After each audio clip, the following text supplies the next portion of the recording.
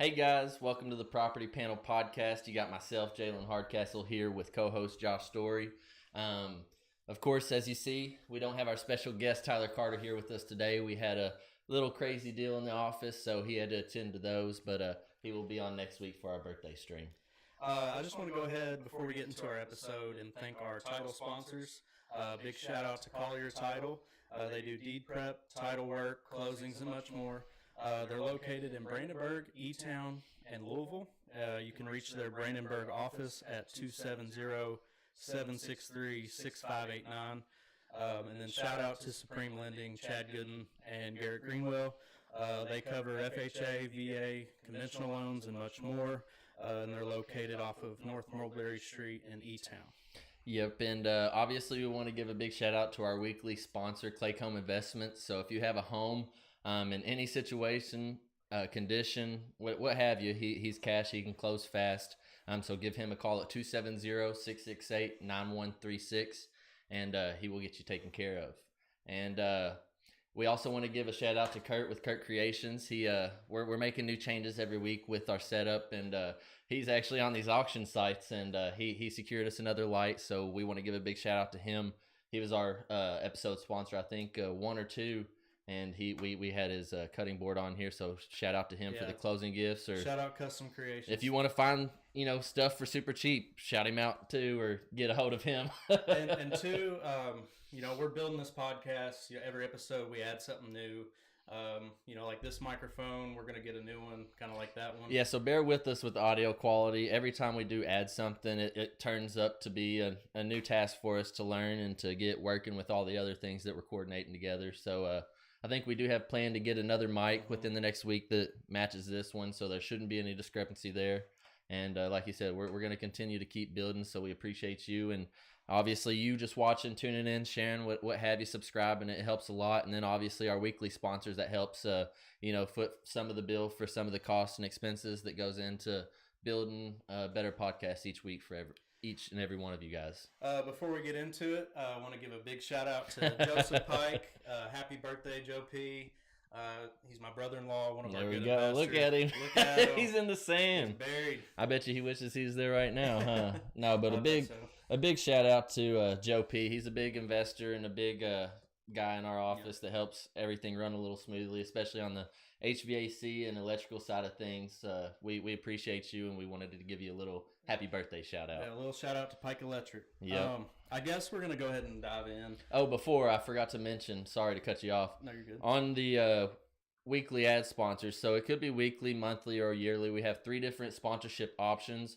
It's $100 for the weekly, $300 for the monthly, and $3,000 for the yearly. And if you wanted to do something like 6 months or something like that as well, we could probably work something like that out for a discounted rate. But like I said, it goes along with us building the podcast up and coming up with better ways to keep you informed in the real estate market. Yep, just give us a call if you're looking to sponsor, or if you have any questions, or you need a realtor. Phone numbers are especially right if you need a realtor. But today, I guess we're going to be talking about unlocking success and how to choose. We're going to go over, building and buying, because there's a lot of decisions to be made whether you're building or whether you're buying.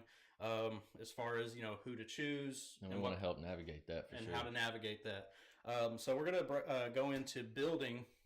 So Jay, what are the first things that you need to look for if you're wanting to build? Well, of course, I'm gonna go right off the rip. Contact your realtor. So if you have a good realtor, they should be able to give you all the tools to success in any real estate transaction.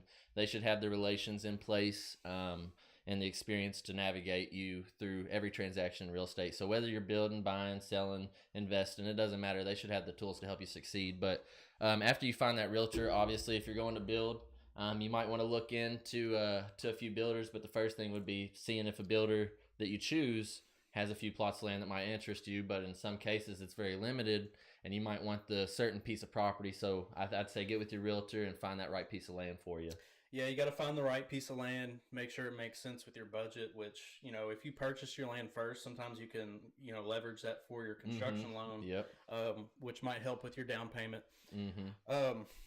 What are some other parts of the process after you find your land? So after you find the land, which actually goes in with the land purchase, one of the main things that I would write into your contract when you're buying land, if it hasn't already had a perk test, make sure you write the offer contingent on it perking out, because you don't want to get into a piece of land that you love and then it ends up not being suitable for, you know, a septic system of the size home that you would like. So definitely see how the soil stability is. And then depending on how big your property is and where it's located, I would recommend maybe getting a surveyor out there to really see where your property lines are, make sure you're not infringing on any other property owners, just to make sure you have a clear conscience and the build goes smoothly.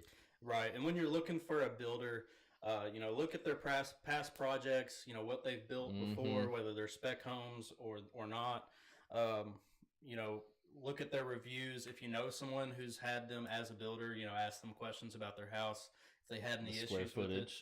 Their price per square foot, what they charge. And in our area, I know the price per square foot on some builders on the lower end are starting anywhere at $175 to $200 a square foot. And on a, you know, used home, you're looking at anywhere between 100 to 150, depending on the size of the home and acreage, obviously. But that's typically about on the low end what our price per square foot's looking at. And then also you might want to ask your builders, you know, depending on if you're getting a spec home or a custom built home, you might want to ask them if they have their own draw ups of the blueprints and stuff like that, because in that case you might have to go and find someone that designs homes and can get you a blueprint for the builder, which is another aspect you might want to look to as well. And something too to think about, see if they're a subcontractor or a general contractor. Yeah. You know, with subcontractors, really they're kind of outsourcing each piece of the build for the most part. Whereas like a general contractor, they do it start to finish, the same workers basically, or the same company. And you want to see how many builds that are going on at that time, because like you said, you want to see if they're subcontracting or general contracting, because they might not have enough crew members to get to all the houses that they're trying to produce, you know, because they could be slow at times. So yes, they can take on more workers, and then the market changes a little bit, and then they're swamped, you know, and they have to push the timeline back, which could cause overruns like we had discussed in last week's video. Right. So you also might want to take a look at, and we appreciate you guys for tuning in and liking and subscribing while we're on here. But back to the point, you might want to look into our last week's episode on manufactured homes to see the potential overruns that you could prevent, and also the time lapse, because you might go over the different timelines that might run into issues with buyers as well. Building. If you're going stick built, I think the estimate nowadays is around 6 months for start to finish on the build, but I would go ahead and factor in for a little bit more. And they have about 6 months before they can even break ground, because they're so backed up. Right. So then on that 6 months before they can even break ground, and then it's about a 6 to 8 month turnaround to build those homes. And then, like you had mentioned, they might get swamped up, so it might push it back to a year and a half or so. And then those overruns of 10 to 30%, you know, add up pretty quick, and then they add, you know, unnecessary stress to the buyers. Right. So back in the building, what's something to take into consideration as far as market value, and when you go to build? So what yeah, to think about on that. So buyers, people are wanting to build, especially in today's market, because it's such a competitive buyer's market. And so they think that if they're going to just find a piece of land and build on it, they don't have to compete with nobody. Well, you're wrong, because you also have to compete with other people wanting to use that builder, and other people buying up that land that you really want to build that house on. So you're still in a competitive market, whether you're building or buying. I'd say so. Your stress is still there, but the main stress factor I'd have to urge people on is what is your timeline? How ready are you to get in your home? Because on average, you know, with a typical loan, it's going to take about 30 to 45 days to close for most buyers on a used home. On a start to finish build, you're looking at like we said, a year to almost 2 years at sometimes. Right. And that's something that you can consider when leveraging manufactured homes with the stick built homes, just because these manufactured homes, they're pretty cut and dry.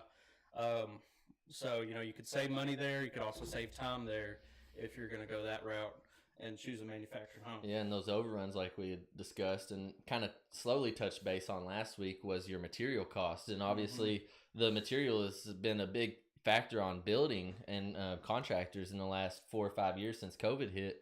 And, you know, the market went crazy. People was like, oh, it'll never come down to where it was. And yeah, it's probably never going to come down where it was, but it's came down tremendously. So, you know, but also the market values went up tremendously. So those homes are still still priced pretty high in perspective to what they were a few years ago.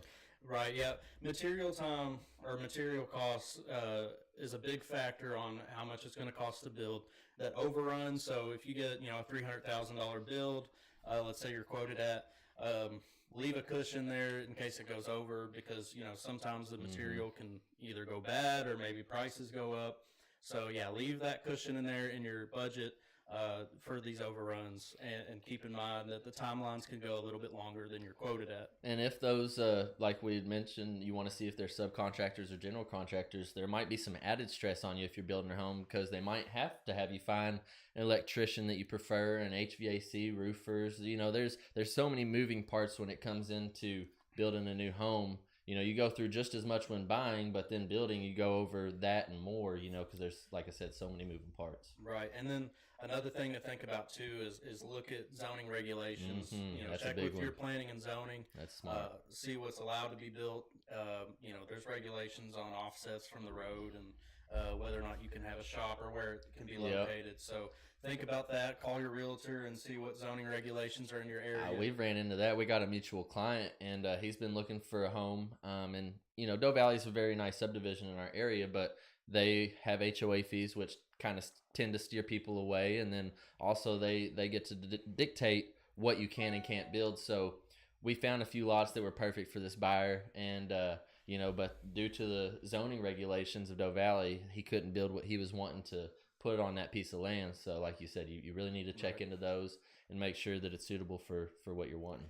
And even with these new constructions, there's times where you're still not going to get the perfect home. I always recommend a home inspection. Some people will skip out on those on a new construction, and I recommend those just because, like you said, they're not perfect. Which hopefully ask your builder about if they have any builder warranties on the house that they're building, because you don't know whether or not the house is going to settle, and you see a foundation crack within a year of owning it. And it's not at the builder's fault at all sometimes. No. Obviously there's cases where the builders are at fault, but, in most cases I think you can write it off as the ground settling. And, it's like we discussed last week, that them mobile homes are put through natural disasters basically when they're transported. Those homes are built on site, and they are not have to really dealt with any weather once they're fully constructed. So basically it's a learning process as you go with those. So it tends to scare people away, but don't be scared, because there's going to be foundation cracks and settlement cracks in a new construction no matter what. It's just part of the process. Right. And ultimately you use a buyer, but trying to build, you need to do your due diligence on who to choose. That's why I suggest a realtor, because they're going to give you the list of builders that are available. They're going to give you a list of the people who can do the perk tests and the inspections. So we kind of keep it all in one place, and if you have any questions or concerns, we can help you out with that. And they'll be able to run those comps for you on those new constructions, because I know there is a difference, in the same home where there is built, this year or even 2 years ago. There's a bit of a price difference because that one's home used, kind of like a new car. So I think you need to take that into consideration as well. Like, you're getting a brand new home. But the value might vary a little bit, but hopefully in your market, in most markets, like we had talked about in a few episodes ago, inflation is constantly on the rise. It's kind of like a stair step. So even in your new constructions, you're not really seeing those fall off too much on the value. Right. I don't know if we want to go ahead and move into buying yet, or we got more on building right now.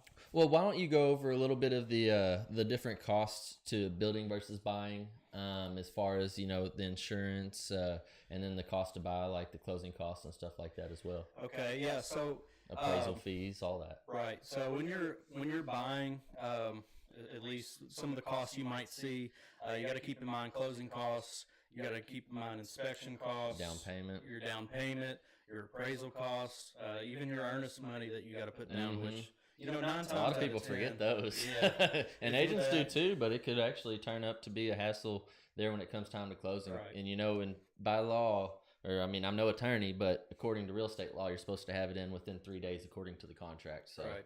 And earnest money deposit or good faith deposit, is something that a buyer puts down, for those of you that don't know, but that a buyer puts down just to show their good faith in the deal. And typically 9 times out of 10, or they get their money back at closing. Whether that's applied to their the only reason they wouldn't get it back is if you were to just blatantly back out of the deal for no reason. And even then, if you got a good realtor, you should be able to get your earnest money back 9 times out of 10. Right. Inspections, I think, typically run 400 to 600, depending on the size of the home, or what inspections. And if they're on crawls, basements, slabs, if they have attic access, like you said. And then some, like on those manufactured homes, you might have to get a structural engineer out there, a foundation inspector. Depending on your loan type, they're going to require different inspections. So you definitely want to make sure you have a good realtor and lender in your corner to explain those to you up front, because those are upfront costs. I think a lot of buyers are caught off guard with, because they're not explained, thoroughly up front what it's going to take to buy this home. They're like, oh, you need little to no money down. Well, yeah, that's to get them in the door, but really it's not little to no money down. If I've had, maybe in my 8 years of experience, a handful of times that the buyer has gotten money back at closing, which sounds crazy, but it's possible if they can work the numbers correctly, and every case-by-case basis. That's an important part of choosing a good realtor, because they'll be able to break this down so you're not caught off guard with some surprise cost. And they can, break down your closing. So depending on your loan, your budget, you can get in a house for no money down. Yeah. That's possible. Besides these little fees that might come up, like inspections and appraisal. Which there are a lot of fees, and maybe in a future episode, we might break down to you maybe kind of like a fake closing disclosure to show the different costs that go towards buyers and sellers on a normal basis, because I think very often, more than not, my buyers and my sellers alike are surprised by the numbers that they see on those, and they're like, why is my money going here and going there? But at the end of the day, this should have been explained to you up front. Might be a good episode for Quinn to come on, or maybe a Supreme Lending. We actually will be having Quinn Lynch on with Call Your Title. He'll be coming on in a few weeks to go over the episode Title Talk, and we'll be breaking down the title work industry and kind of going over his experience. And he's a well-known investor in our area, so he has tons of experience to give us the knowledge. Yeah, I'm looking forward to having him on, because he has a lot of knowledge, and I'm hoping he can share that with us. So I'm going to go ahead and start gathering some questions that I have for him. Right, yeah. And you guys too, so comment below anything that you might see that or might want to ask that might tickle your fancy. And I think at the current time we're going to go into a short intermission, and then we're going to come back and talk to you guys about the buying process. We thank you guys for tuning in. Go ahead and hit the subscribe button, the like, the share, what have you. We greatly appreciate it, and it helps the channel out tremendously. Yep.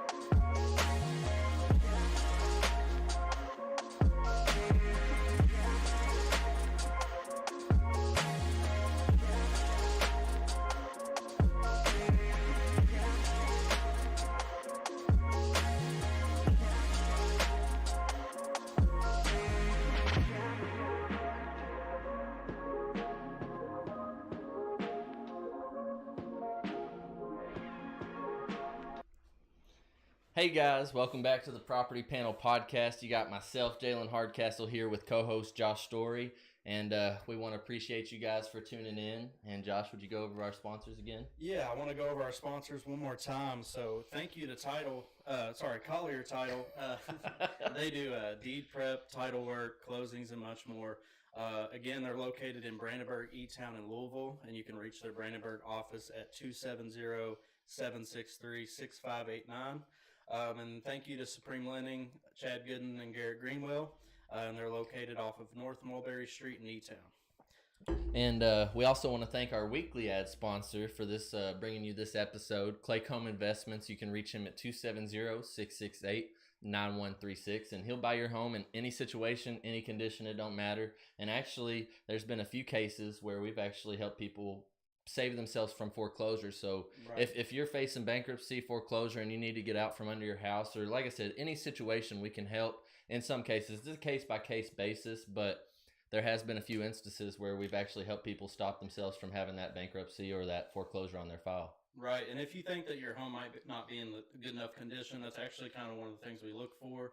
Don't worry about that. Yeah, people are always like, "Oh, my home's a mess," or even if you got previous renters, we just actually got one under contract, and it was no fault of the sellers.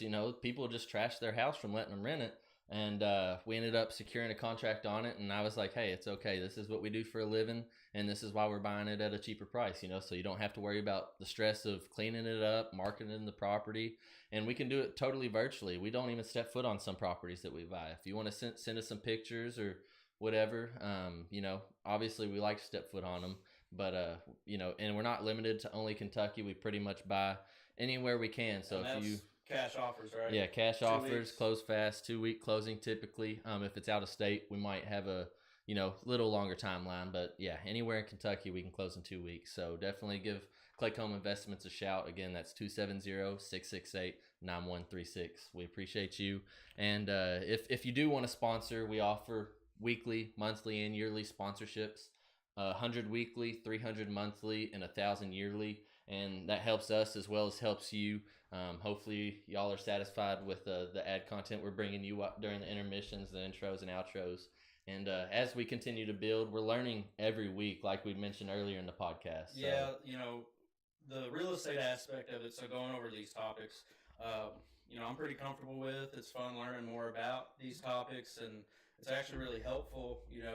This podcast helps us learn. Helps us learn. It takes as much as we think we know. It really breaks it down for us as well as y'all. Believe it or not, at this point, I'd say it takes about 10 hours out of our week just for one podcast to get it prepped, make sure we got the right stuff. At least, yeah. To keep improving it. But the biggest learning curve for us has been really the technical side of it. Just kind of learning how to stream, learning how these microphones we had work. never done any of this before. We're supposed to be part of that generation, but back in high school we used to be all about the phones, the next update. But nowadays we're a little more lax, focused on family and work, and the main priorities. And Right. we've lacked a little bit on this side of things, but I feel like we've done a pretty good job on building each week. We've been meaning to go live or have episodes on Apple Podcasts and Spotify. I've applied for both, and we're just kind of waiting on them to process. It said it was going to be... But you got the Apple today, didn't you? I It got finally the got Apple- cleared. So Apple Podcast is cleared, so we're going to start on Nice. there. Hopefully Nice. Spotify soon. They told us 24 to 48 hours, but it's been like 72, 96. 96, 4 days. 4 days So, now. Yeah, we're going to hit those platforms so you can listen to audio only if you'd like. While you're driving down the road or what have you, Right. or if you're on the job site, like we said, we appreciate anything in the likes, shares, the comments. Everything goes a long way. As long as we're just trying to get our names out there as realtors, as well as bring information to you guys, as well as help ourselves in future transactions, be more knowledgeable, and help our clients to the best of our abilities. Right, and as you guys can tell, that microphone sounds a little bit better than this one. That's actually our next upgrade. We're actually going to buy that exact microphone over here. That way it starts to sound a little bit better. Right, and when I know we've had Chad and Garrett on, and you guys really enjoyed them coming on, as did we, and they was a little bit off screen, which it's limited space in here, but also we're building, like we said, each week, and we do plan to have we got 3 or 4 cameras now, so we do plan to have them across the table as they start to come on, more than 4 people. I think Tyler's coming on next week for the birthday stream.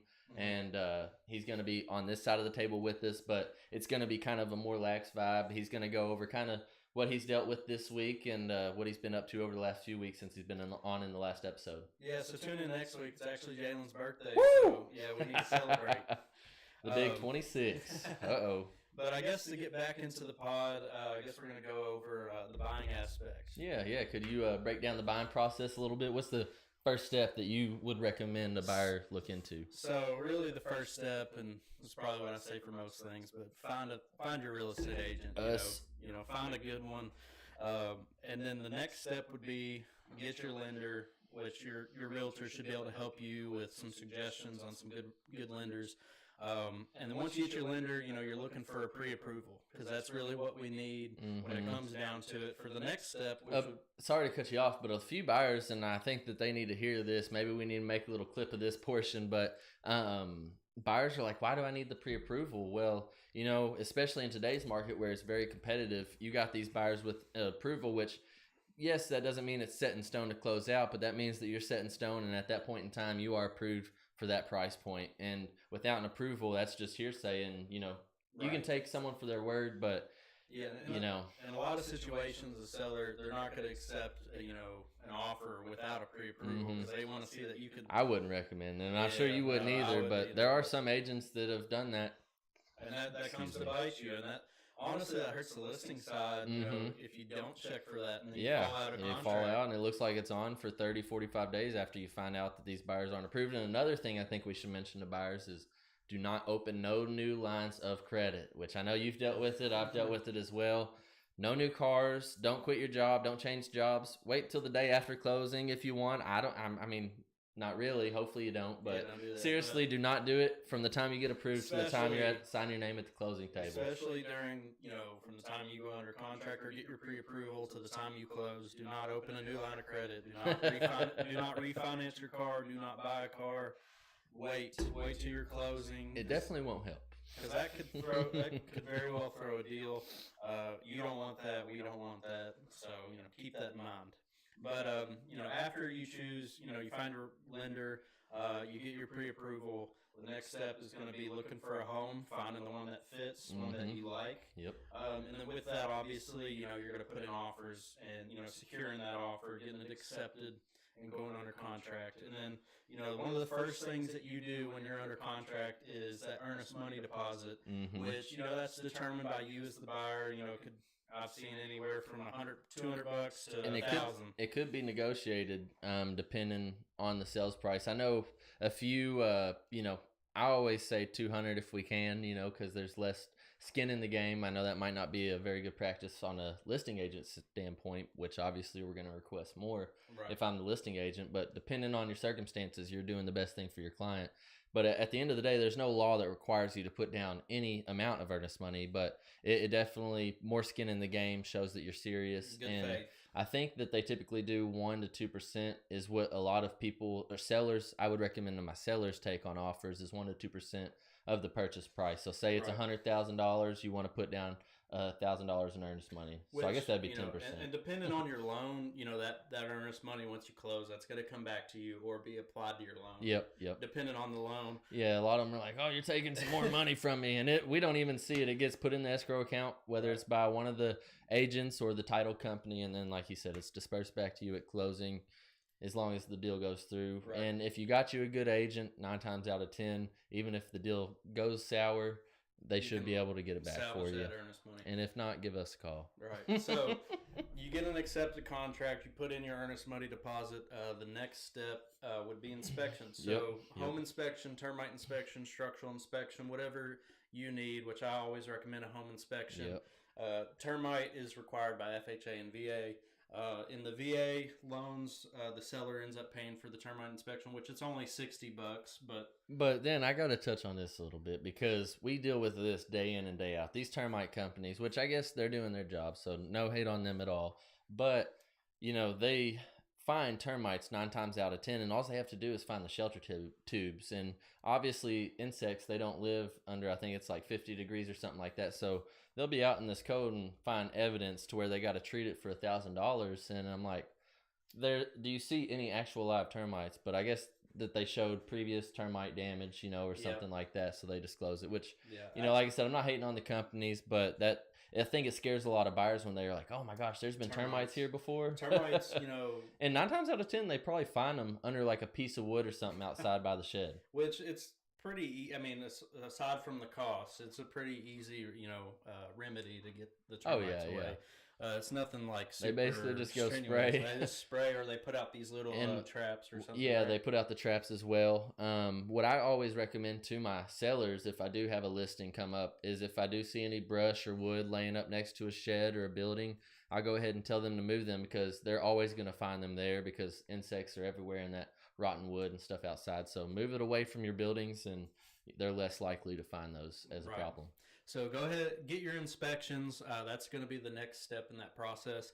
And then I think we kind of move on to the appraisal, which most people think that might not come out of your pocket, but it will. It is an out-of-pocket cost, and it's become more common, I think, because the lenders are actually getting more smart. So things would actually fall out under contract, and it used to be paid at closing, so they would be out all this money, and it has actually put a few loan companies out of business, Yes, because sometimes, or they used to at least, they would include that appraisal cost in your loan, so you didn't have to come out of pocket. And they still do on some occasions. But it's case by case on those, and very rare. But like he said, a lot of lending companies ended up getting backwards on those deals because, the deal would fall through and they would be out that appraisal cost. And that's also why you should contact a good lender. Shout out to Chi and Jad.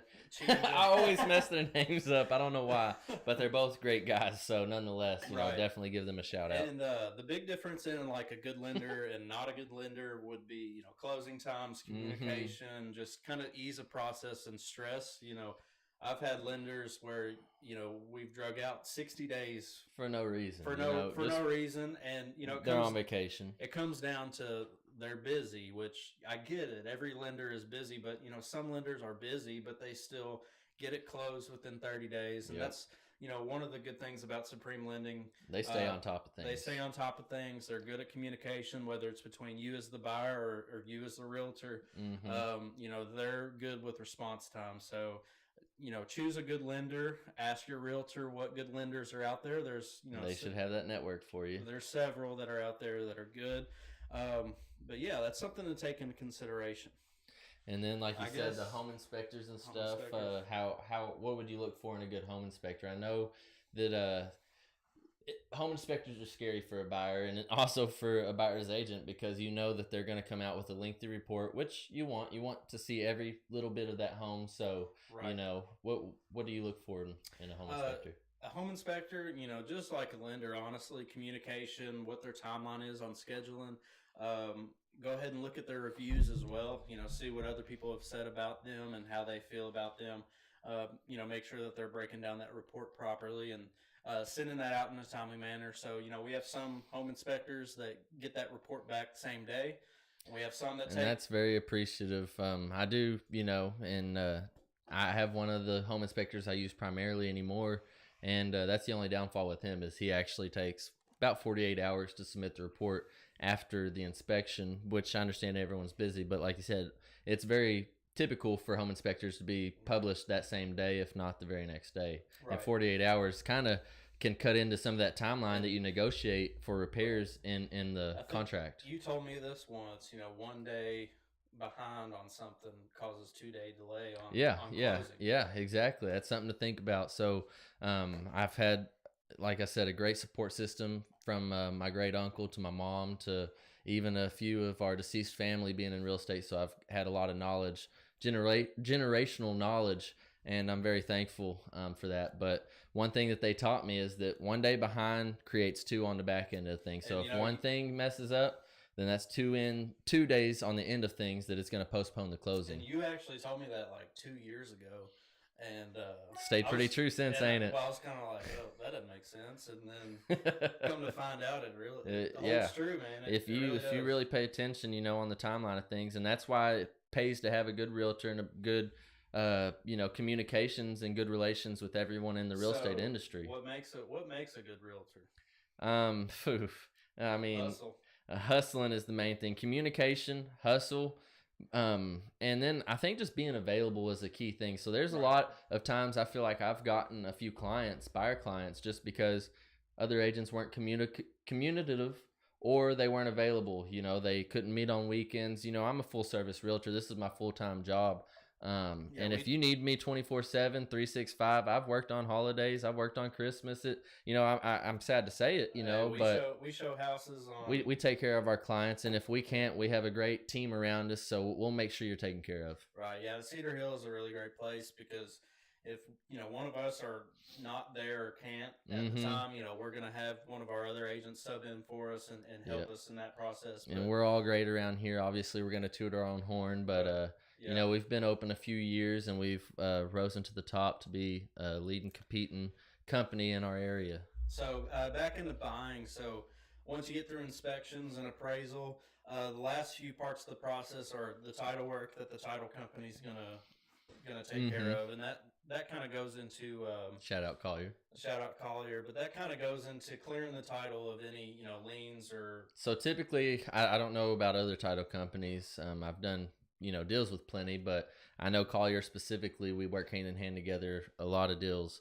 and they typically do a 30-year search, and then they do offer title insurance, which, like I said, we'll have Always Quinn on. recommend. Yeah, we recommend that because, like we had had a deal come up here previously, the heirs, hadn't sold the. It's been in the family for over the 30 years. I think it was like 60 to 70. So they haven't done a title search on the property since. And the 30-year search showed that it was good, but they actually had liens previously on the property, which came up and that none of the heirs were aware of, which, it's been about 6 months since we figured it out. So you want to make sure you have a good title company that figures it out before you close and not after, that could run into some big difficulties whenever you do close. Right. So then title work, the other final portion of it is the lender doing the final checks, final underwriting, making sure your finances are all good. And again, that's why we say don't open a new line of credit or buy a car, because that is the final piece of the process. And so you could be a week or days from closing. And like we talked about that approval, you get your initial approval, and like we discussed a couple weeks ago, the difference between the pre-qual and the approval. Basically, the qualification, you send in what you say you make, and they qualify you off that. But your actual approval is when they send it to underwriting and check your credit, and they actually do a hard pull on everything, and make sure you check out. So the approval is really what you're looking for, and don't get it mixed up with the pre-qualification. Right, and then once you get to that point, it's about time for closing, and that's when you get keys typically. Yep. And Everyone wants the keys. Everybody gets the keys, and you're good to go. So that's the last part of the process. But keep in mind, call your realtor, ask them what what lenders to choose, what inspectors to choose, what title companies to choose. Like we said, they should have the network. They should have the tools to success if they are really what they say they are. And that could mean, and if not, call us. The difference between the people you choose could mean the difference of a 30-day closing or a 50-day closing. We've had a lot here recently that again, to toot our own horns, that have been about 7 to 14-day closings, just because we've been lucky enough to get a few deals together, which we work really well together, which it's important to know your realtors too, to have experience dealing with those people. I want to give an example. I won't say the company, but I did have a lender that actually ended up going out of business halfway through a deal. Yes. And which Chad saved. You were on that deal. Yeah. So Chad and Supreme Lending ended up saving that deal, but shout out Chad. But yeah, the lender himself, he actually went out of business, and we had to switch lenders, and luckily Chad brought it together. But yeah, that's one of the things to keep in consideration when choosing, different parts of this process. And then another thing was, we could tell you nightmares days on end, but one that I had, it was one of my first real estate deals. I was still pretty fresh in the real estate industry, and it seemed like a pretty simple house. It was remodeled. I mean, it wasn't the best remodel job, but it was also that investor's first flip. So, there were some corners cut, but also the buyer's agent was like, this property line doesn't look right.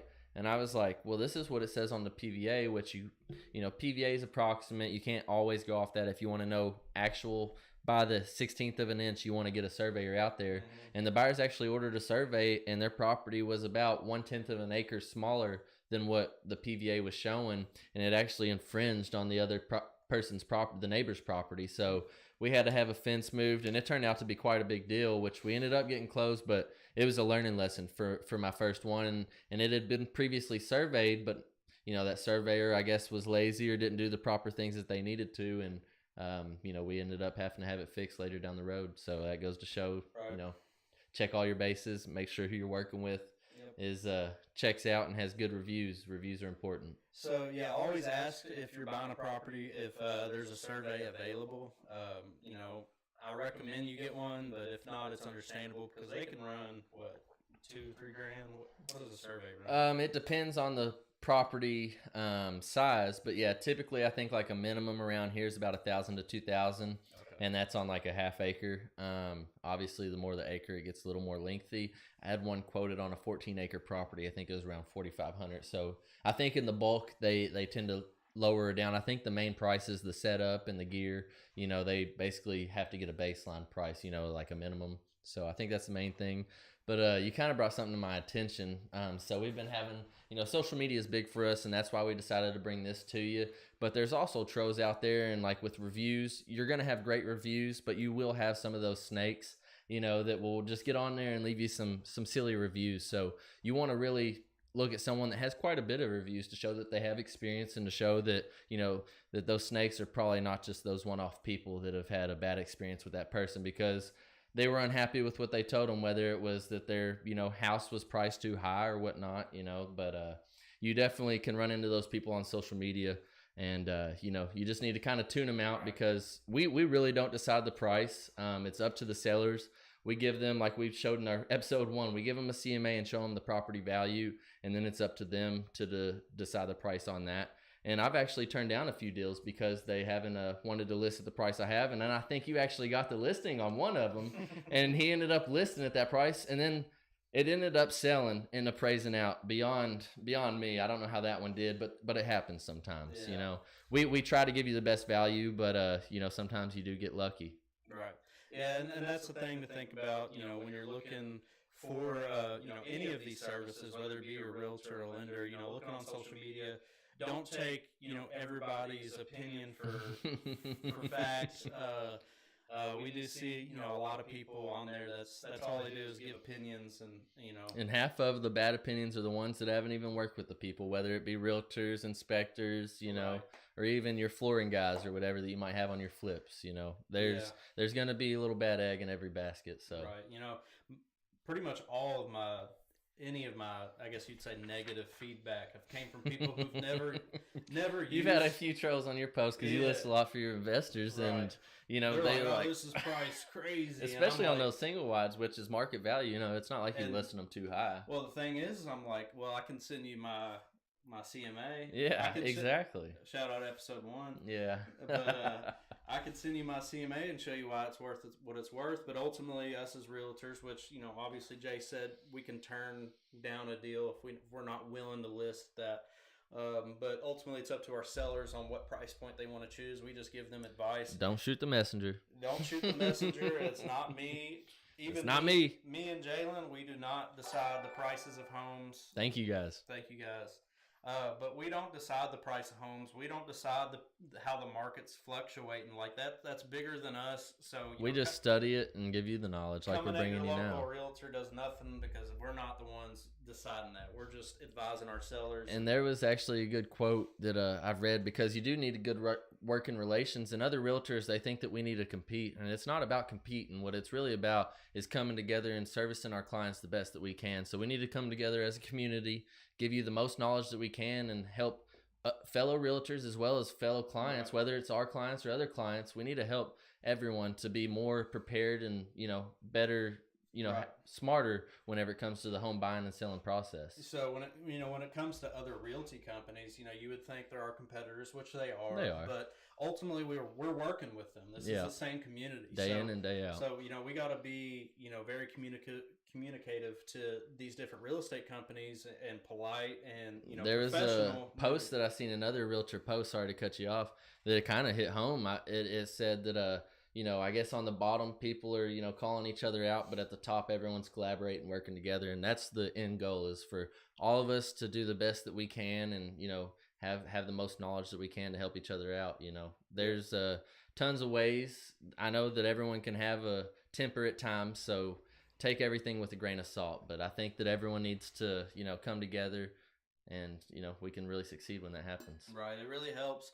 You have your buyer's like if you're buying and you have your agent, you're on the buyer's side, but there's still that seller's side.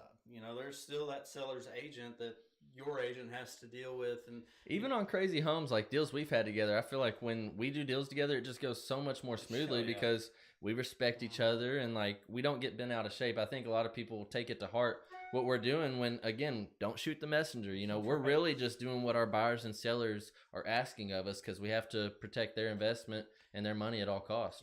And I think it's important that, me and you, when we're on a deal, we're very attentive to the contract and the terms in those contracts. That more so than other agents. We might let it slip with other people, but with us, right, because we can be. Right. And, we keep it all in one place. And, there's client confidentiality. So if I'm representing the buyer, he's representing the listing agent.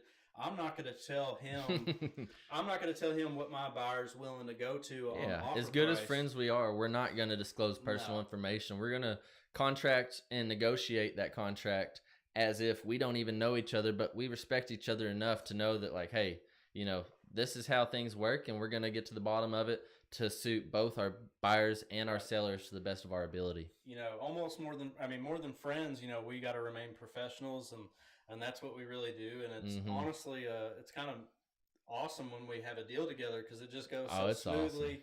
Awesome. It's usually closed quickly, and it seems like it does too. And it goes to say, like, when you work together and truly work together, it really makes everything so much more smoother, and it makes it successful. And it's crazy kind of how our relationship began. Like, we've known each other our whole lives. Our dads were friends. They actually worked together as well, which is crazy to think about. I never even put two and two together. But yeah, my stepdad and his dad worked together in the union. And then we obviously went to school together. And then a few years ago, my mom was like, hey, we're bringing on Josh. And I was like, oh man, like, I like him, but shout out Joseph. Yeah, Joe P's the real happy birthday again. Yeah, happy birthday, Joe. But Joe's an investor, and he was an investor before I was an agent. And I asked him, what real estate company should I go work for? And the first one that he sent was Cedar Hill Properties, and Jennifer's number. And she was the first one I called. And actually, the cool part about it is she was actually like, yeah, we want you on. Absolutely, but go check with other companies. Yeah, so that she's upfront about that. She's very upfront and open. That's she's nice. Like, I want you to know what other companies are offering. But yeah, because you got to make sure it's the best fit for you, and just like we might not be the best fit for you, or I might not be, or he might not be separately, we can also come together. If it's too hard to choose, we work really well together, like we had mentioned, and you don't have to choose. You can get twice the agent for one price. And we're willing to partner. Two agents for one price. Willing to partner in on a deal, whether you're buying or selling. We'll take care of you. More than anything, you get, like he said, you get twice the benefit for the same price. But yeah, I think that really kind of boils down to the whole topic of the episode itself is how to choose. And unlocking success. You got to be successful, and with those relationships, that makes it successful. Right. These decisions during these processes, whether it's buying or building, the people that you choose, it's very important. It's the biggest investment of your life. Right. So one of the biggest investments, if not the biggest investment of your life, and you want to make sure you got the right team on your side. So really think about that.